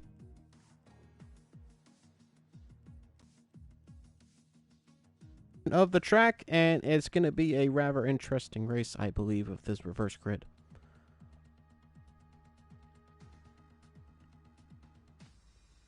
Well, eventually, we will have Cobra back, but I believe he was just setting everything up for the league. Of course, you gotta... Oh, there you are. Yes, sir. Yes, sir. I think we are set for the second half here. Yep, and I just wanted to get your thoughts as we're moving on into the Bahrain short track here. Of course, home, not the same home as the other Bahrain short track, not the outer circuit, but going to be interesting as we get ready for this race. What do you think's going to unfold here? Is it's going to be I think a little chaotic here with all the straights at this particular short track? Yes, for sure. Granny, I know, can make it from the back, without a doubt. But we definitely have some new, faster drivers, that and Jonathan Cox, Roby. So it's going to be interesting to see how the rookie drivers kind of stack up, trying to fight back to the front after being in the back. So we could definitely see some interesting action in the first few turns. Yeah, I know Grant, if he's going to want to survive, he might want to play this one back a little bit, but he definitely has the pace to overtake any driver on the grid. As for Cox, Roby, Matt Nathan, and a few others, it's going to be an interesting sight, to say the least. But I will not be surprised if we see Granny back up front, and if we see a different set of podium finishers, the top 5 finishers too. And let's get set and ready, ladies and gentlemen. There's your predicted pit stop strategy: medium to hards or soft to hards, depending on which tire you select. Let's actually look right there on the detail what tires are being selected. Pretty much all softs across the board. A few drivers deciding to go on to the mediums. That's Jonathan Cox, Josh Blaze, and Revis. Chris KYU is going to be the driver who leads us away in this reverse grid race, of Knowing Light in second, third for Mad Nathan, V. Roby in fourth, fifth for Dogs, sixth for Serial Killer, Revis in seventh, Josh Blaze in eighth position, ninth for Owen Wilson, 10th for Ricky Starr, Guapo in 11th, 12th for Jonathan Cox, Night Kotze in 13th, 14th for Vapor Cobalt, Granny Boy in 15th, 16th for Mooks, and Brogan Morris is going to round off the grid. Of course, Mooks and Brogan Morris are the drivers who had those DNFs, and unfortunately, they do not get to have any advantage in this reverse grid race. Meanwhile, Granny Boy is going to be the last of the drivers who unfortunately is disadvantaged by the reversed grid, given that they are in 15th position. They won the race. Unfortunately, they'll start at the back. We'll see with the drivers a little bit of a closer grid order in terms of pace. We'll see if Granny Boy is going to have some more success coming through the order here, as there is 29 laps again. It is the same number of laps as the regular Bahrain track, but it is a much shorter track itself. So we're going to be going through these laps a lot quicker, as Chris lines up on his grid position there in P1, Knowing Light in P2. Always nice to see some drivers get the chance to possibly battle for a victory here today, as Granny Boy is going to line up in his P15 slot, and Mook's right there in last. Here we go. 1 light, 2 lights, 3 lights, 4 lights, 5 lights here at Bahrain. And the lights are off, and we're not away. We're still waiting. The engines are revving. The lights have been off. And it's a little anticlimactic, but the lights have been off again for a long time, and away we go. And Chris gets a good start from Knowing Lights, and they're almost 4 abreast coming into turn number 1. Who's going to have the advantage? Coming on the inside is Roby, and I think that Roby is going to get, swallowed up on the pack there, and big crash at the back. A whole bunch of cars are squabbling with each other. Lots of contact between everybody, and that was A rather messy start to the race, Cobra. That just did not go over well. Driver's very, very anxious to get as much moves Very, as possible. Oh, very look at the anxious. penalties moving. What is going on? I have never seen this, and we're under. I've seen this happen 2 other times where a couple drivers up front will be told by game to succeed the position to another driver, but then when that driver takes the position, it's almost a cat and mouse back and forth kind of thing, and so then we start to see a bunch of penalties occur, and I don't know, it's a bit of a mess in that aspect. But the thing that really matters is Ricky Star is 8.6 seconds back because the way the virtual safety car came out, that's his relative pace delta. So this safety car is going to end, and look at this. Serial Killer, Chris, and Dogs have an amazing advantage at the start of this race. This is rather incredible, and not what any of us probably expected. Lots of pit stops already, as I'm sure a lot of drivers have damage in this race. Granny Boy already up to 9th place because of it. And he's already into the points in this race. Meanwhile, at 19 Dogs is making up places already, trying to get past Chris. Chris has the outside line and into the turn right here. Chris actually has some advantage, but he clips the curb a little bit. Dogs might have the advantage, and he's really losing it on the curbs right there as he does get ahead of Chris and moves up in the P2, but Serial Killer is in the lead of this race in P1, and he can be rather happy about that one. He got through all the carnage, and he sits there in first position. Ricky Star in 4th position, Knowing Lights down to 5th. And I think it's going to be a very annoying session for the stewards after this one with that crazy start at the beginning of the race. I'm sure quite a few people are going to be accused of doing some very stupid things. We'll have to wait and see whether or not they receive penalties for it. But nonetheless, Granny Boy sets the fastest lap of the race, a minute flat right there. So we should be looking at a race that should go about half an hour long right there, as you can probably tell. Lap number 3 of this race may be a little longer because of the safety car. But about half an hour long of 29 laps to go. Minute-long laps just about here at Bahrain. We may even see sub 1 minute times as we get into the later stages if somebody goes on to the softs towards the end of the race. But I am going to be able to catch my breath a little bit because the gaps have actually started to form up a little bit. Brogan Morris, though, is looking to make a move on Mooks, and the two drivers who unfortunately did not get a reverse on the grid are going to be battling it out right here as Mooks is ahead of Brogan Morris. Biggest loser of this is Cobalt. Cobalt's in 17th position, back by 8.2 seconds.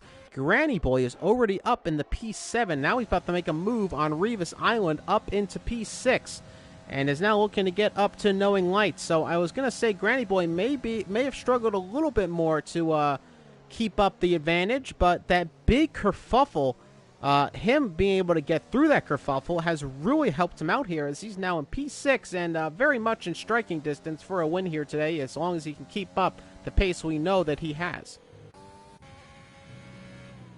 Serial Killer, meanwhile, does lead away this race at 19 Dogs, sitting in 2nd position, and Chris is making it a 1-3 right now for Alfa Romeo. Ricky Star in 4th, Knowing Light is currently rounding off the top 5. So we go through towards lap number 5 now in this race as Serial Killer comes across the line to start lap number 5.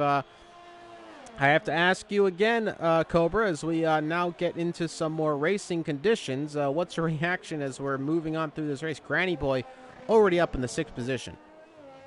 Yeah, we're definitely going to see Granny Boy continue to push and close that gap to the leaders. I probably expect that to occur probably around lap 15, probably right around the time pit stops start to take place.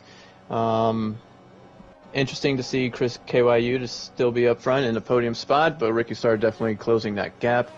Yeah, it's besides that first lap kerfuffle, as you put it.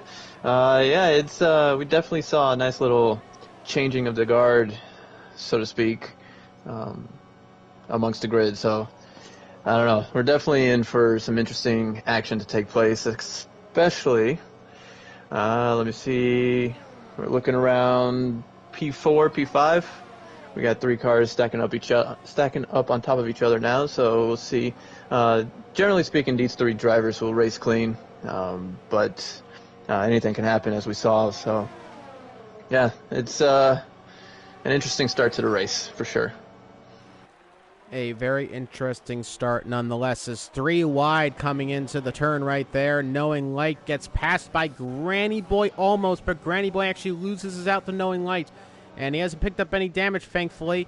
As into the turn there, he is already ahead of Ricky Star, so Granny Boy is just making up places left and right. Now he may be looking to make that pass on Knowing Light. He may wait a little bit, though. It is not a normal position to make an overtake in that particular part of the track, and he is going to wait, but now he has the traction, and he might be able to swing it around the outside of Knowing Light. He does swing it around the outside. What a move on Knowing Light, and now Ricky Star may try to do the same. Knowing Light covers it off. Granny Boy is now up into the top 5, and he's actually in the top 4 right now, ahead of Knowing Light. Now, Knowing Light will have DRS down this straight, but already 4/10 of a second about right there. Knowing Light, I don't think, is going to have the straight line speed. No, he isn't, because he's got little next to no ERS, but actually he's catching up a little bit more than I thought he would. He's going to move to the outside lane with Granny Boy, who breaks late, as I have to imagine it might be Granny Boy, and yes, it is. Granny Boy has no problem defending off from Knowing Light, and Knowing Light is going to have one more chance down this next DRS straight, but look at this. Granny Boy already now has, within DRS range, Chris KYU. So look at this. About to make a move, possibly. Knowing Light looks to the outside line. He has front wing damage, though, actually, on that car. So he's going to lose some downforce.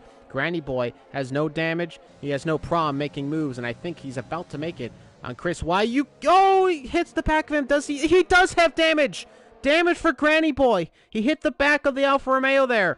I think he was trying to, it looked like he was trying to go for an inside move on the Alfa Romeo. I think he just kind of misjudged where he was going.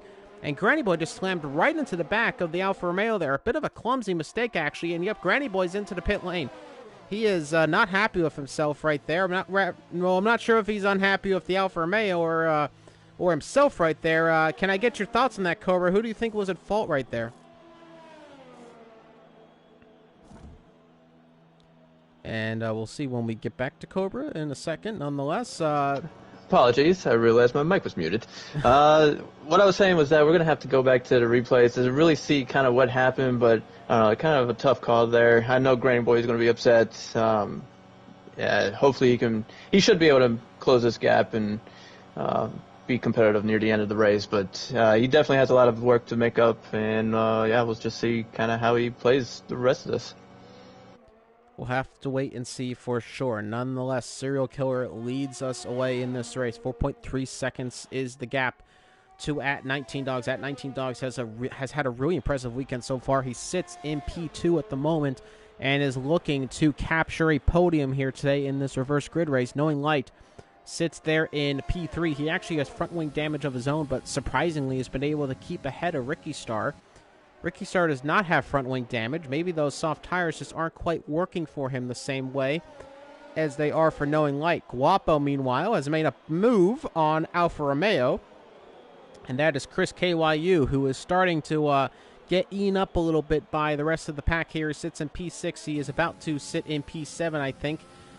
Rivas Island is getting quite close, and on the inside, a nice move by Rivas Island in the racing point, and Chris KYU has been passed and now moves down to 7th position. Jonathan Cox is the next driver who will look to make the overtake on him.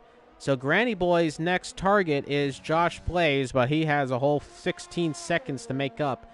He has got a much better tire advantage on Jonathan Cox. Jonathan Cox on 8-lap-old mediums, so he's going to have much better grip, but that's still a lot of time to make up, and pit stops are going to have to come around again, I think, for Granny Boy, and if they don't, he's just not going to be very competitive towards the end on these soft tires, so we'll have to wait and see how it goes, but I have a feeling Granny Boy may not be able to capture victory here today. Unfortunately, that front wing damage might be the cause of it.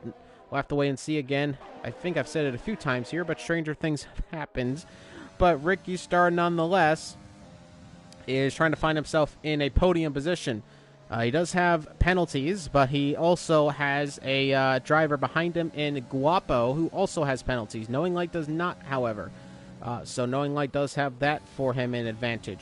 Mooks is getting overtaken by Owen Wilson, who moves to the inside lane, makes it into turn one, and is just ahead at the moment, but Mooks actually pushes off the McLaren into turn number turn number three, gets ahead of the McLaren again. So Mooks and Owen Wilson starting to jab blows a little bit. Owen Wilson has a lot of straight line advantage here. Mooks is going to squeeze Owen Wilson to the outside lane, but he does have the outside lane now. Owen Wilson still side by side of Mooks. Mooks is getting rather touchy-feely with the McLaren right there, and around the outside, and a big spin and a big crash. And that's Mooks, who is surprisingly still in this race, and that's going to be very close. He does get out of the way.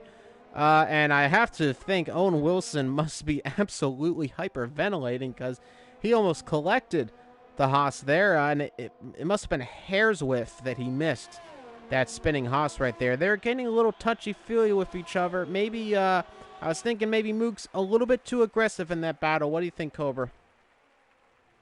Yeah, Mooks definitely has a tendency to battle aggressively. It might just be the lack of experience or the younger age. He is one of our younger members, so the battling could have definitely been his fault there. But yeah, we're gonna have to see. I did notice it was in the uphill right-hander, so I did catch the last end of it. I didn't see if he hit the curb or not.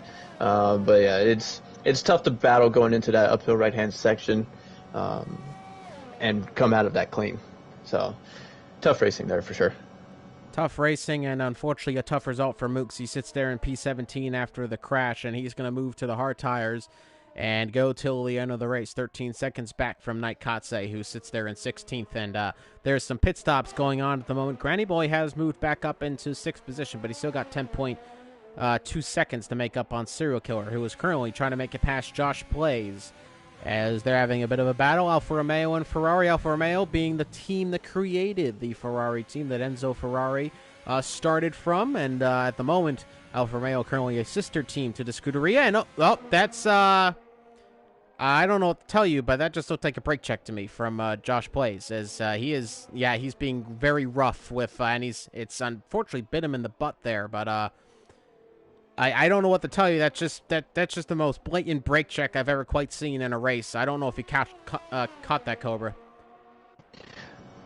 Unfortunately, I did not. I definitely foresee a dispute in the future, and the stewards will definitely take that into consideration to see kind of what all happened there. We do have a pretty good set of stewards to review each and every case and provide their verdicts. So I'm definitely interested to see kind of how the stewards take it and what all actually did happen there.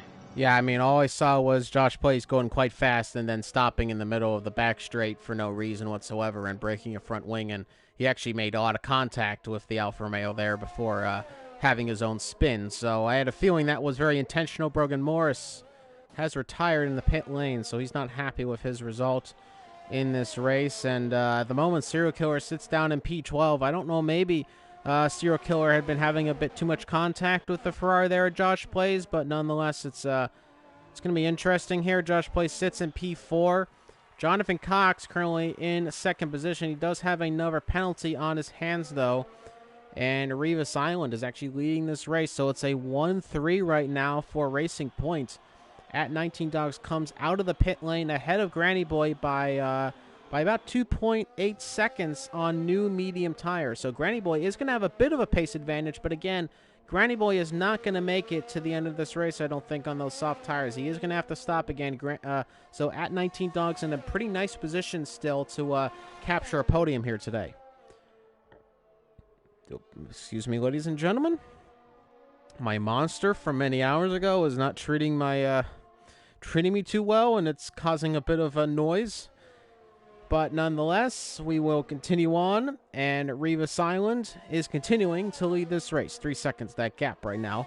At 19 Dogs, 10.6 seconds, 2.1 seconds for the soft tires.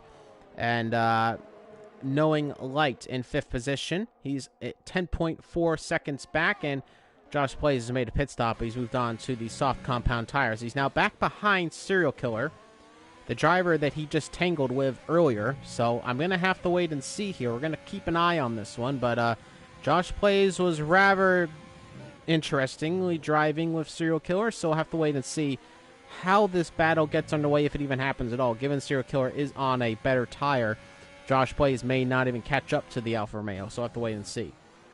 Meanwhile, not really too many battles going on. Owen Wilson goes into the pit lane and is going to finally get off those soft tires. And is going to move to the mediums, a tire he can go till the end on. Mooks, meanwhile, is having some spins, and he's in last place, and he's been overtaken about a minute back in this race. Mooks is having a tough time, and Roby has had a spin, and I don't know if he's made contact with a Ferrari of Guapo. He was near Guapo, and has another spin round, and he's having trouble getting the car around again. And Roby has had a pretty awful weekend, and he's had another.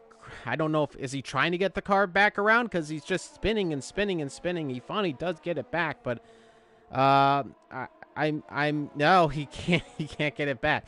I don't want to laugh here, but I'm getting a little bit of Mahir Raghunathan vibes from Azerbaijan. That 9-point turn he had in the access road. It's just a bit of a interesting spinneroonie for Roby, but he finally does get the car back pointed the right way, and he is going to probably be in the pit lane at the end of this lap.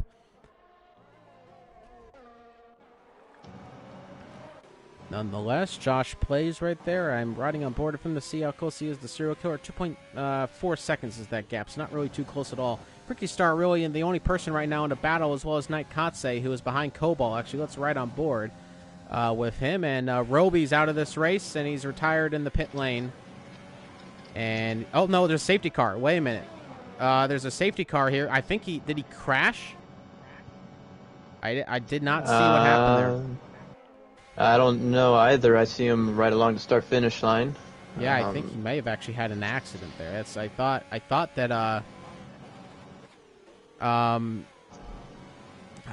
that there was I thought he went to the pit lane, but it looks like he may have actually crashed on the start-finish line. But he did have quite a few spins. I'm not too sure that was intentional or not, but we'll have to wait and see. I don't want to make any guesses. We didn't see exactly the accident, but everybody's making pit stops right now and going on to those medium tires till the end of this race, I presume. And at 19 Dogs is slowing down quite a fair bit. I'm not sure if he had negative delta, but meanwhile, he gets back underway, and he's on new soft tires. So at 19 Dogs is back by quite a fair bit from Jonathan Cox and Rio Zion. He'll catch up to them, of course, so we're under safety car here.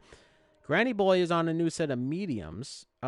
Pace-wise, you'd have to imagine Granny Boy is the driver who has it, but are those soft tires maybe going to help at 19 Dogs out and possibly give him a pace advantage ahead of Granny Boy? Maybe he will still be able to capture that podium position in this race. V. Roby has left the session. He is done with this weekend. It was a pretty disastrous one. And what into the pits is at 19 Dogs. So is my game lying to me, or does he not have new softs on? I thought he did. I am seeing new softs as well. This is quite peculiar indeed.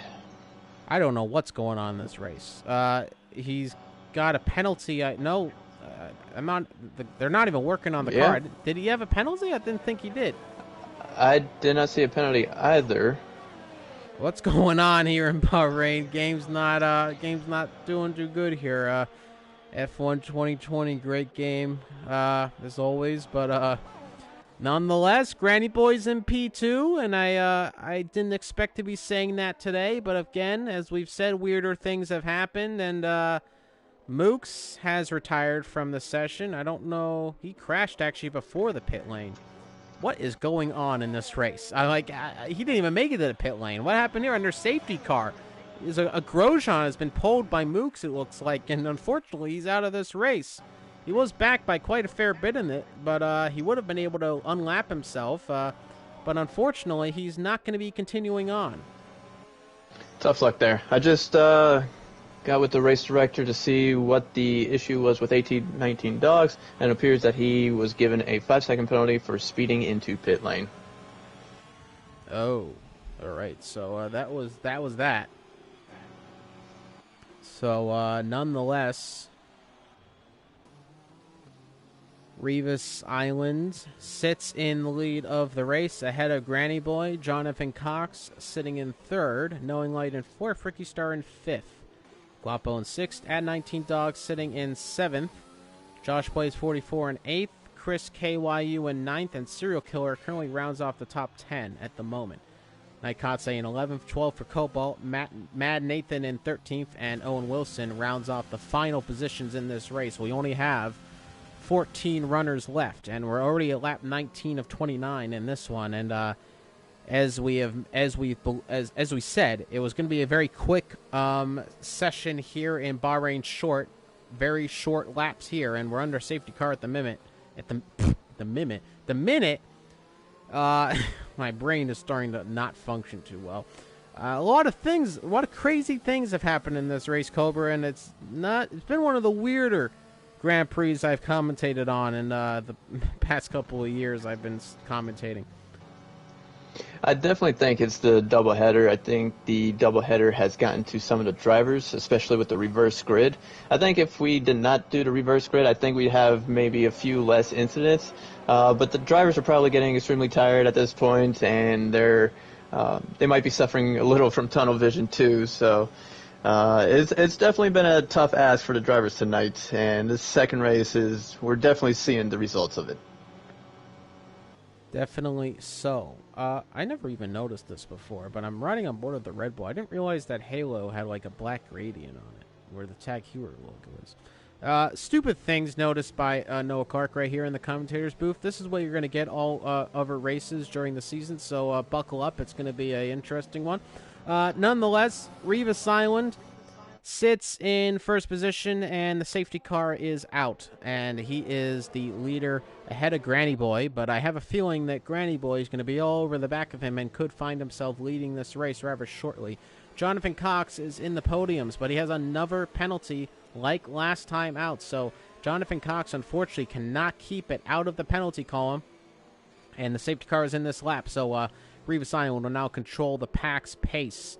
And he can set the pace however he wants. He can go slow, he can go fast, he can start early, he can start later. Let's see what he decides to do.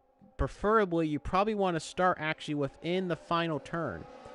That's probably what I least expect a driver to do. So we'll see if Revis Island is going to make that decision. We're going to see him come around the final turn, and yes, he is. He's going to start his racing out of the exit of the final turn. We're going to see how well he does here. Josh Plays has already picked up a 3-second time penalty on this restart. Granny Boy actually got jumped a little bit on that restart. 6/10 back from Revis Island, so a good restart for him. Jonathan Cox sits there in P3, not making up much of a move at all either. And a big dive bomb from at 19. And now Josh Blaze may look to get involved as well. Two Alfa Romeos are going side by side. Chris keeping it on the inside nose there of the Alfa Romeo. Makes the move, looks like. Tried to make a move on Serial Killer. Doesn't quite make it happen. Meanwhile, at 19 Dogs is trying to make a move on Guapo. He was very, very close at a particular moment there, but not able to make the move on the Ferrari driver. And now Josh Plays is going to try to sandwich him in this Ferrari sandwich, and we'll see if he can make that work out for him. Meanwhile, Granny Boy getting close back to Revis Island now, looking to get into the lead of this one. Jonathan Cox sitting there in third position, looking to get ahead of Granny Boy, and we'll see if he can do so. Now the slipstream is starting to come into effect. No DRS at the moment, so drivers do not have that slipstream advantage. They only have their cars and their ERS if they decide to use it. But at the moment, it is 1, 2, 3, Revis, Granny Boy, and Cox who start in 1, 2, and 3 and do not make any moves on each other. Guapo gets ahead of Ricky Star. It looks like at 19 Dogs is ahead of Serial Killer. Josh Blaze and Serial Killer are going side by side, and they get a big crash, and it's out for Serial Killer and Josh Blaze. And it was a battle which was getting very, very dicey indeed, and Josh Blaze and Serial Killer come at it with each other, and this race is back under safety car. Big damage for Josh Blaze. They came together, and there is going to be a lot of drama after this race, after some scenes I saw earlier. Again, I didn't see the crash too much. I can't blame anybody for that one, but nonetheless, they came together, and one of them is not going to finish this race. Jumped on board just as it was happening, actually just a moment before, to kind of see it all play out. So Turn 1, all good. Turn 2, in that bend with the left turn, it started getting a little dicey, but as they came into turn 3, Serial Killer was on the inside, drifted to the outside a little bit, and Josh Plays connected with him, and then from there it was into the wall. So Josh Plays goes into the pit lane with a lot of wing damage, and we only got through just about a lap. And we're back under safety car, and Rivas Island may be having a bit of a sigh of relief because he still leads this race. And he probably was expecting to maybe get overtaken by Granny Boy at the end of that one, but he actually stays ahead in the lead of this race. And we don't have a lot of laps left to go. So Rivas Island is in a nice, comfortable position here, possibly. If he can just have not a few more laps to go, get a good restart on Granny Boy, he could find himself winning this race. Going to be very, very interesting towards the end here. But nonetheless, I am just... Well, it's, sorry, apologies. Myself, I'm getting a little distracted. But Rivas Island, nonetheless, is leading this one. Granny Boy in second. Jonathan Cox in third. Knowing Light in fourth. Guapo in fifth. Ricky Starr in sixth. And 7th for Dogs, Cobalt in 8th, 9th for Katse, and Madman Nathan. Why am I keep saying Madman? Mad Nathan 1, that's not his name, Madman Nathan, is into the top 10, scoring the final point here at the moment.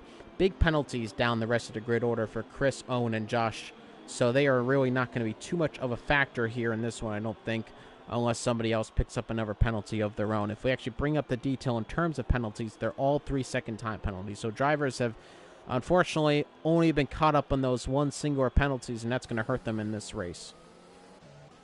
Cobra, as we move into the final stages of this Bahrain Grand Prix short, it has been a very crazy race. There has been a lot of drama, and there's going to be quite a discussion, I think, after the end of this one, after some of the incidents we've seen here today. But who's been your most impressive driver so far as we get ready for the next restart?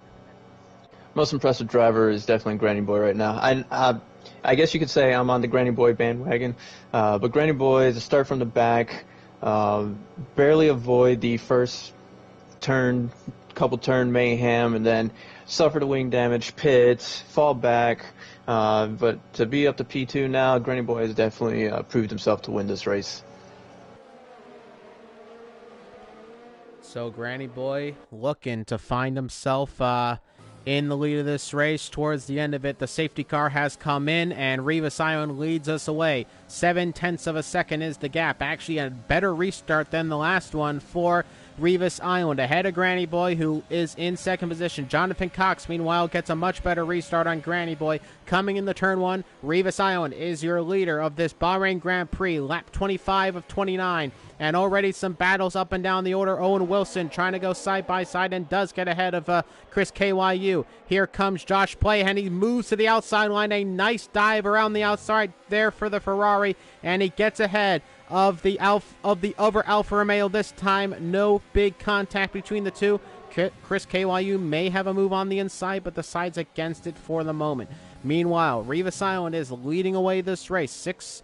About 0.6 of a second separating them. Jonathan Cox, meanwhile, much closer to Granny Boy than Granny Boy is to Rivas Island, but Granny Boy does probably have the overall pace advantage in this particular battle. We'll see if he can catch up, and it's really the braking zones you see there where he catches up a lot, and he's trying to keep up in the slipstream of Rivas Island. Rivas Island is moving around track, making sure he doesn't give Granny Boy that slipstream, because he know it will be over if he does so. Jonathan Cox gets very, very close to the back of the Red Bull there of Granny Boy. Jonathan Cox, a driver who, besides penalties, will not want to lose this on track. Definitely wants to win it on track ahead of Granny Boy, and that would be a big confidence booster for this championship. There is no DRS at the moment. We're going to get it the next lap.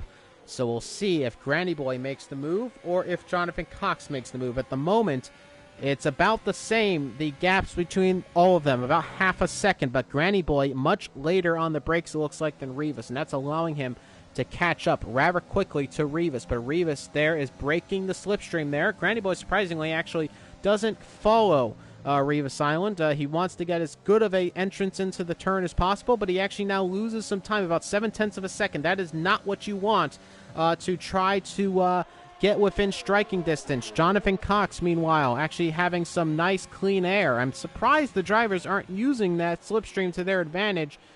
Jonathan Cox, though, meanwhile, is going to lose time, and now Granny Boy is gaining time on Rivas Island. Now here he comes.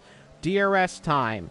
And we'll see if Granny Boy can get ahead of Rivas Island come this lap or the next lap. I have to imagine it's probably going to be the next lap. It's not the longest DRS straight here at this particular point of the track. Jonathan Cox, I'm not too sure why he moved to the inside there and didn't catch the slipstream of Granny Boy.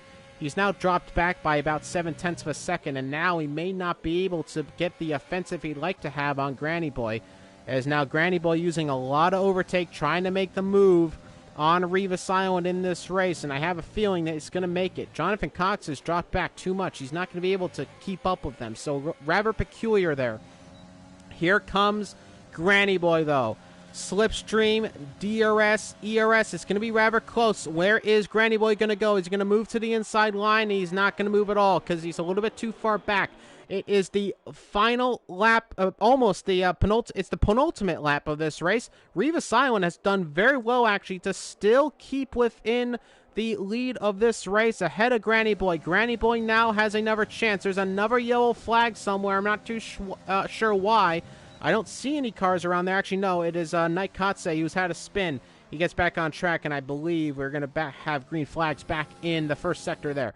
Rivas Island continues to lead this race. He just has to navigate one more lap in this one. How much ERS does he have to play with? If we look at the telemetry, about 20%. Granny Boy only about 13%, so a bit of an advantage in that particular location. Jonathan Cox, meanwhile, has had a much better run now, and he does have a better run on Granny Boy if you think about it in terms of gaps. About 7/10 of a second, actually. Rivas Island may be able to capture this victory here, and what a win it would be for his confidence. Now Jonathan Cox, though, may have to move a look on the inside. He's going to look on the inside. He's just too far back. He doesn't catch up to Granny Boy in time. And there's just a few more couple of corners to go. Rivas Island, though, is looking very good to capture this victory. I just don't think Granny Boy's going to have enough in the tank. As we look on board right there, using as much overtake as possible on the exit, he just doesn't quite have enough in it. Neither does Rivas Island, though, but only a few more corners to go. At 19 Dogs joins back in and realized he actually had a disconnect. Jonathan Cox, though, sitting in third position, 3/10 back from Granny Boy. Granny Boy has about half a second gap from Rivas Island, but Rivas Island is having the fight of his life, and this is exactly what he needed. That last safety car restart is going to help him here. Coming into the final turn, Rivas Island comes into the final turn. Final lap of this race, about 3/10 of a second gap here. Rivas Island is going to come across the line. He's going to win the Bahrain Short Grand Prix ahead of Granny Boy. Jonathan Cox is going to finish in third position in this race. Guapo misses it by about a tenth. What a weekend here in Bahrain. Rivas Island, though, wins it. And a little almost ceremonial side-by-side there between Granny Boy and Rivas. But you gotta feel good for Rivas there. He picks up the victory. A very rapid Granny Boy just couldn't quite get the advantage enough. And Rivas Island is your winner, but Granny Boy, what a race for him. He is the driver of the day for sure in this one. Coming from the bottom of the grid to finish on the podium still. But it is a Racing Point pink on the top step right there. And Rivas Island wins it here at Bahrain Short. Cobra, your thoughts on that one? Strong race by Rivas. He did really well, especially to hold off Granny Boy in those last few laps. Granny Boy definitely had a nice little charge to regain the lost momentum that he had after that wing damage. And I missed it. Did Jonathan Cox come in P3? He did come in P3. He did. He beat Guapo by about a tenth of a second. Definitely, that penalty did not affect him too much, but he got lucky there a little bit, and a good little rebound from the first race. And Rivas Island wins it. Granny Boy in second, gets the fastest lap of the race. There were 59.7, a very nice racing lap there. Jonathan Cox in third, fourth for Guapo, fifth for Knowing Light, Mad Nathan in sixth, seventh for Ricky Star, eighth for Vapor Cobalt, Josh Blaze 44 in ninth, 10th for Owen Wilson, Night Katse in 11th, 12th for At 19 Dogs, 13th for Chris KYU 62, 14th for Serial Killer 989, 15th for Mooks 479, 16th for V Roby, and 17th for Brogan Morris. And we have a few DNFs in that, and that's Roby, Mooks, Serial Killer, and Brogan Morris. So those are the drivers who not finish, and Mooks and Brogan Morris, probably the worst start to their weekends as they could possibly imagine. Double DNFs in the first races of the day, and it's got to be a little hurtful for them, but nonetheless, that is it for the first 2 races here in the championship. And Cobra, what have you got to say through all the racing we've seen today? Definitely exciting. Definitely going to be a lot of disputes. The garage is already popping with a lot of conversations. But yeah, we're definitely in for a fun season, especially with the rookies who've proved themselves tonight. Granted, there was a few hiccups by a couple of them, but if the first few laps of both races and just in general, if the rookies can continue to keep up their work from these 2 races, we'll definitely be in for a nice little treat for the remainder of the season. So, nonetheless, that is it, ladies and gentlemen. It's been the Savior 6 Racing League's live coverage of Season 2, the Bahrain Grand Prix. What an amazing race we saw here today between all of the drivers. They really put it out on the line and had an amazing, amazing performance for all of them. Nonetheless, my name is Noah Clark, or ISRO Clark, or VSR Clark, depending on where you see me. And thank you so much again for Saver 6 Gaming Community for giving me the opportunity to commentate all the races for you this season, and I'm going to enjoy it just as much, I think. We saw some amazing racing, some familiar faces, I imagine, as well. I saw there are going to be very much in the battle for the championship. But it is going to be definitely your leader in the championship. Granny Boy won an amazing performance in the first couple of rounds. Didn't quite get the victory here in the Bahrain short race, but he definitely had a good show of it, finishing in P2. Cobra, thank you so much. Great to commentate with you, and going to be excited to see how the rest of the season unfolds. Yeah, it was a pleasure to be alongside with you, and we're glad to have you on board to do the commentating for the rest of the season. We're excited to have you, and we know you'll do real well for us. So we're excited to have you, and it's been a pleasure. Pleasure as well for myself. Thank you so much for everybody, ladies and gentlemen. We are signing off for tonight, and have yourselves a wonderful night. It is Granny Boy leading away the championship through the first round.